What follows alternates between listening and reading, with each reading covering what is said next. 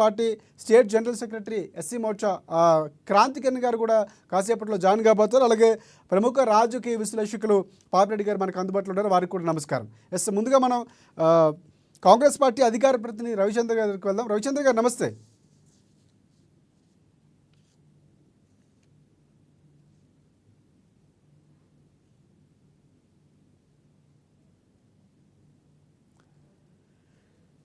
Right, Ravichandra గారు వినిపిస్తుందా?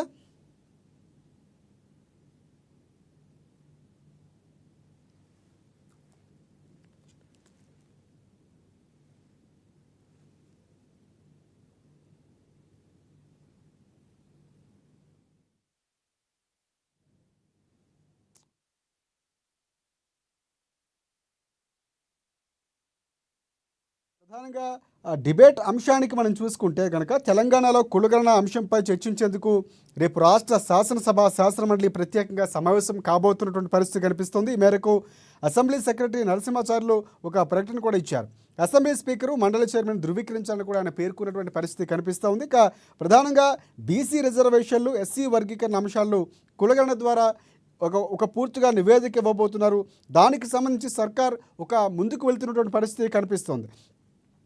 ఇందులో వివరాలకు సంబంధించి కులగణన నివేదిక, సామాజిక అంశాల వివరాలు ఇప్పటికే కేబినెట్ సబ్ కమిటీ అందించినటువంటి పరిస్థితి కనిపిస్తుంది. సో ఈ నేపథ్యంలోనే కేసీఆర్ రేపు అసెంబ్లీకి రావాలని కూడా పొన్నం ప్రభాకర్ లాంటి నేతలు చెబుతున్నటువంటి పరిస్థితి కనిపిస్తుంది. బీసీల మీద నిజంగా ప్రేమ ఉంటే కేసీఆర్ రావాలని కూడా చెప్తున్నటువంటి పరిస్థితి కనిపిస్తుంది. ఇక రేపు ఉదయం 10 గంటలకు అసెంబ్లీ కమిటీ హాల్లో రాష్ట్ర కేబినెట్ భేటీ అవుతుంది. సో అదే రోజు ఉదయం 11 గంటలకు అంటే రేపు ఉదయమే ఈ అంశాలపై చర్చించడానికి అసెంబ్లీ శాసనమండలి సమావేశాలు కూడా జరగబోతున్నాయి.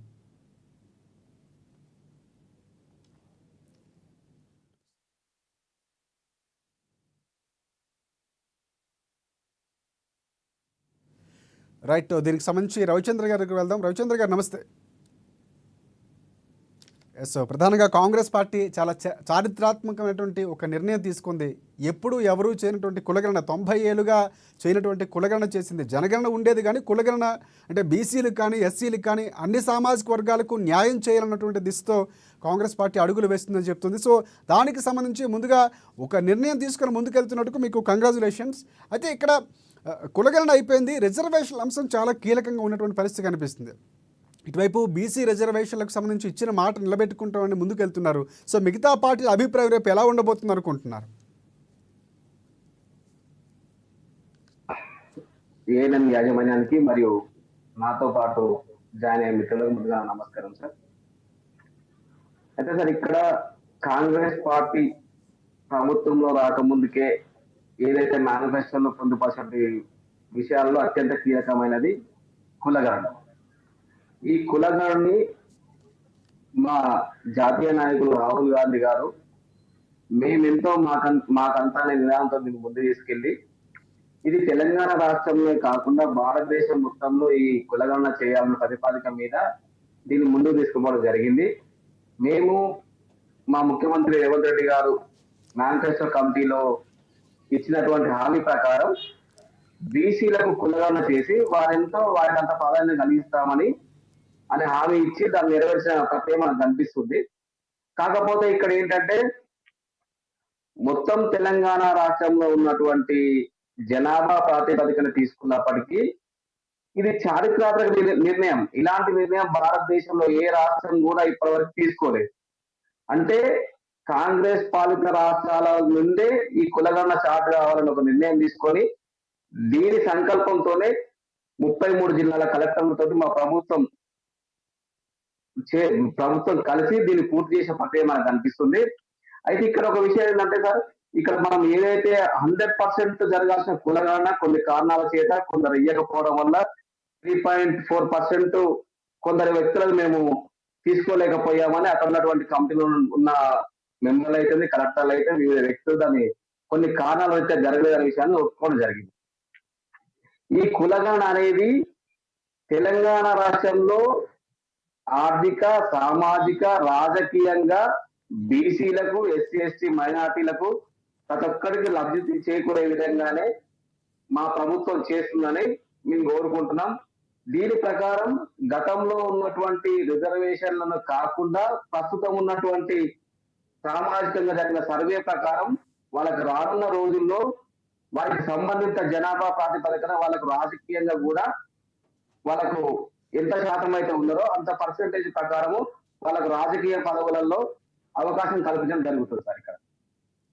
ఎస్, కానీ ఇక్కడ కాంగ్రెస్ పార్టీకి సంబంధించినటువంటి ఒక చరిత్ర అని చెప్తుంది, కానీ బీఆర్ఎస్ పార్టీ చాలా విమర్శలు చేస్తుంది. కులగణంతా కాకి లెక్కలను కూడా కవిత చెప్పినటువంటి పరిస్థితి కనిపిస్తుంది. ఏ విధంగా చూస్తారు మీరు? అయితే ఇక్కడ ఒకటి మనం హర్షించదగ్గ విషయం ఏంటంటే, కులగణన విషయంలో బీఆర్ఎస్ పార్టీ నుంచి కవిత గారు తప్ప హరీష్ రావు అయితేనేంది, కేటీఆర్ గారు అయితేంది, మిగతా ఏ నాయకులు కూడా స్పందించట్లేదు.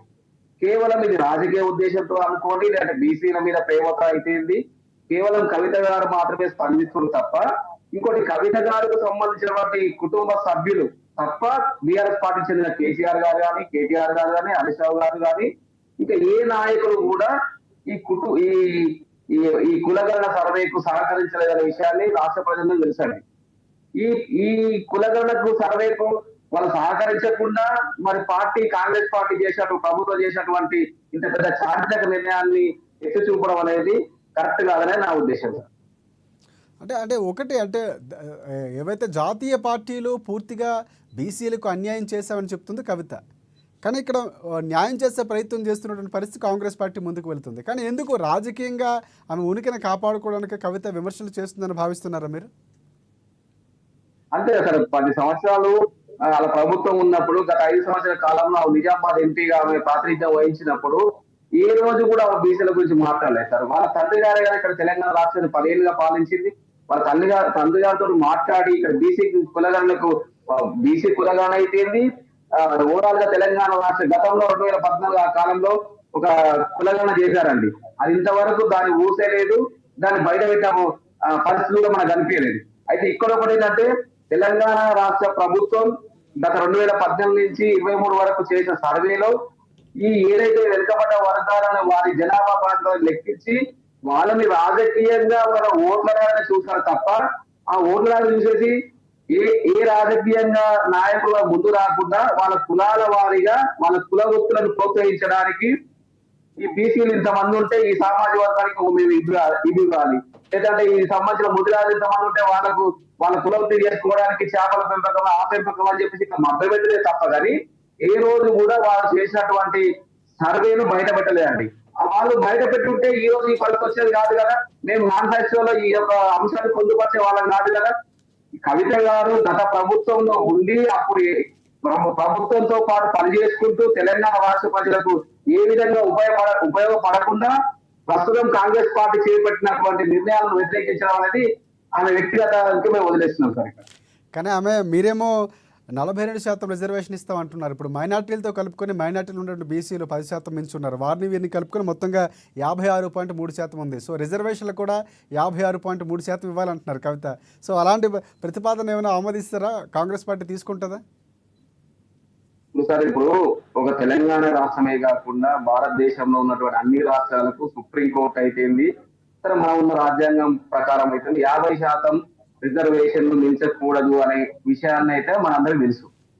అది తెలిసినప్పటికి కూడా సుప్రీంకోర్టుకు ఉన్నటువంటి జారీ చేసిన ఆదేశాలను మనము దీన్ని వ్యతిరేకించినట్టు అవుతుందా, లేకపోతే ఏ విధంగా అయితే ఒకసారి కవిత గారు కూడా ఆలోచించుకోవాలి. మేము మేనిఫెస్టోలో పెట్టిన ప్రకారం 42% బీసీలకు రిజర్వేషన్ ఇస్తానని ఏదైతే హామీ ఇచ్చినామో, ఆ 42% రిజర్వేషన్ రాజకీయంగా ఇవ్వడానికి మా ప్రభుత్వం, మా ముఖ్యమంత్రి రేవంత్ రెడ్డి గారు సిద్ధంగా ఉన్నారని ఈ సందర్భంగా మేము కవిత గారికి తెలియజేస్తున్నాం.